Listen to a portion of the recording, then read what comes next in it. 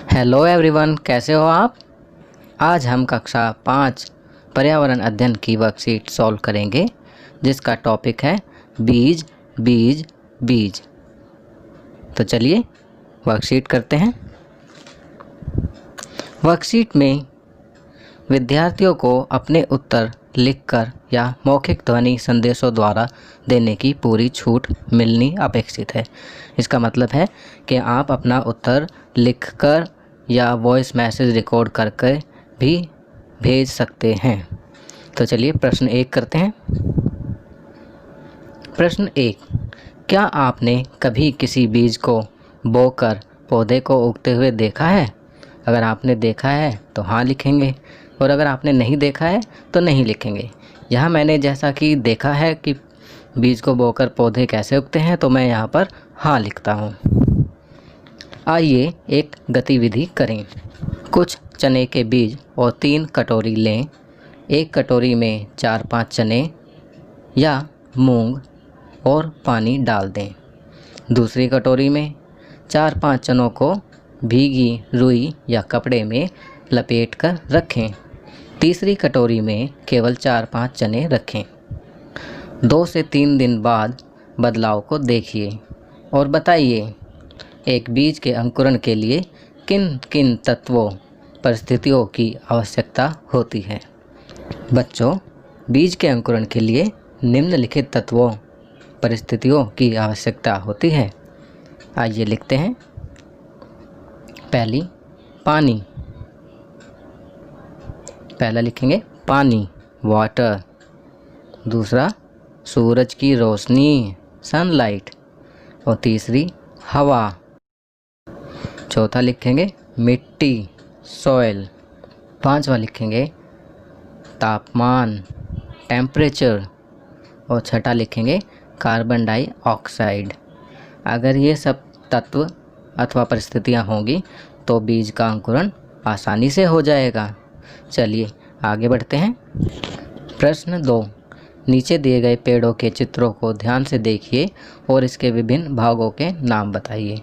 चित्र 1 में देखेंगे आप, बीज है, बीज के बाद बीज अंकुरित हो रहा है, उसमें तना आया, पत्तियां आ गई हैं, और फिर उसमें दूसरे चित्र में फल दिखाए हुए हैं, और तीसरे चित्र में पूरा विशाल वृक्ष बन चुका है।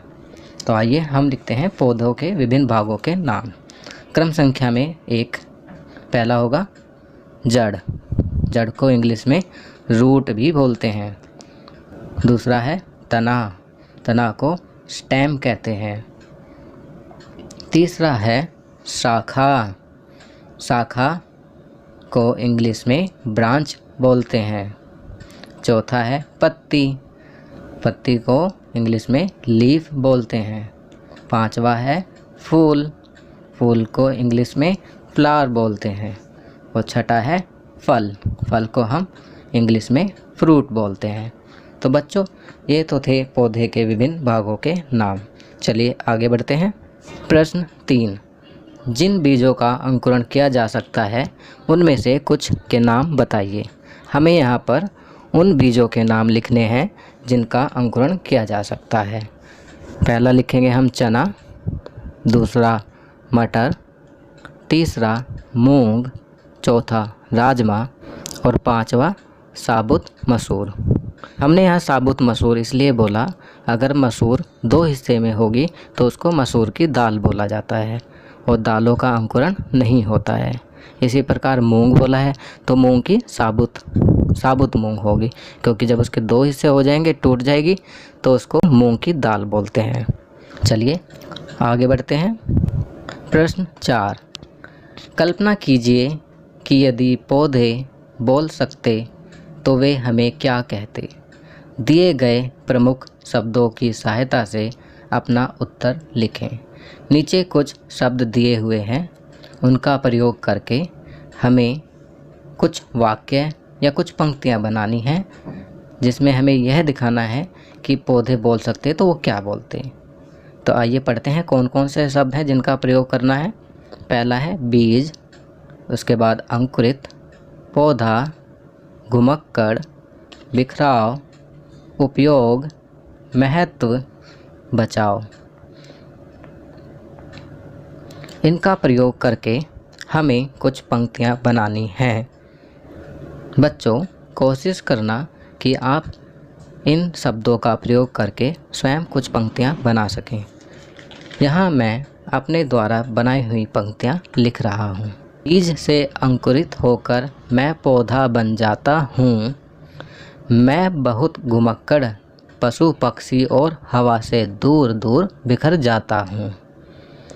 पौधे से फिर बनकर पेड़ एक जगह टिक जाता हूँ, अपने फल फूल हवा इत्यादि तुम सबको देता हूँ। तुम सबसे बस यही कहना चाहता हूँ, है मेरे उपयोग बहुत, मुझे बचाओ, बस यही समझाता हूँ। तो बच्चों, ये पंक्तियाँ मैंने बनाई हैं। इसी प्रकार इन शब्दों का प्रयोग करके आप भी अन्य पंक्तियाँ या कुछ कविता या कुछ भी लाइन लिख सकते हैं। चलिए आगे बढ़ते हैं। प्रश्न 5, सही विकल्प चुनिए। यहाँ 3 विकल्प दिए हुए हैं। प्रश्न पढ़कर हमें सही विकल्प पर सही का निशान लगाना है। तो आइए करते हैं। क, बिना बीज का फल। आम में गुठली होती है। केला में गुठली नहीं होती है। सेब में बीज होते हैं। तो यहाँ बिना बीज का फल होगा केला पे सही का निशान लगाएंगे। ख, जिन बीजों से तेल निकाला जाता है। तो बच्चों, आपको पता है चना का तेल नहीं निकलता, मक्का का भी नहीं निकलता। तो यहाँ सही उत्तर है सरसों पे सही का निशान लगाएंगे। ग, जिन बीजों का उपयोग मसालों के रूप में होता है। तो यहाँ सही उत्तर है जीरा पर सही का निशान लगाएंगे। घ, बीज के अंकुरण के लिए ज़रूरी है। तो यहाँ पर सही जवाब है पानी और हवा बीज के अंकुरण के लिए ज़रूरी हैं। अगला है, निम्न में से कौन सा कारक बीजों को बिखरने में सहायता नहीं करता? पहला है धूप, दूसरा है हवा और तीसरा है बहता पानी। तो बच्चों, हम यहाँ देखेंगे कि हवा में भी बीज बिखरते हैं, बहता पानी है उसमें भी बिखरते हैं। केवल धूप ऐसा ऑप्शन है जिसमें बीज बिखरने में सहायता नहीं करता। तो सही उत्तर है धूप।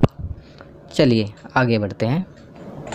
प्रश्न 6, निम्नलिखित पेड़ों पौधों के बीजों को उनके बिखराव के कारणों से मिलाइए। यहाँ 3 चित्र दिए हुए हैं। जैसे पहला चित्र है नारियल का, दूसरा है कपास और तीसरा गिलहरी है जिसने फल लिया हुआ है। तो नारियल, कपास और फल, हमें इनका सही मिलान करना है। बच्चों, नारियल का जो बीज है उसका बिखराव बहता पानी से होता है। तो पहले को हम सी से मिलाएंगे। दूसरा कपास के जो बीज का बिखराव होता है वह हवा द्वारा होता है। तो दूसरे को ए से मिलाएंगे। और तीसरा बचा फल का बिखराव जो होता है वह जानवरों के द्वारा होता है। तो इसका मिलान हम बी से करेंगे, जानवरों द्वारा। तो बच्चों, यह वर्कशीट यहाँ कंप्लीट होती है। आपको यह वीडियो कैसा लगा हमें ज़रूर बताएं और अन्य विषयों पर बने हमारे लेटेस्ट वीडियो को देखने के लिए चैनल को सब्सक्राइब करना ना भूलें। Thank you.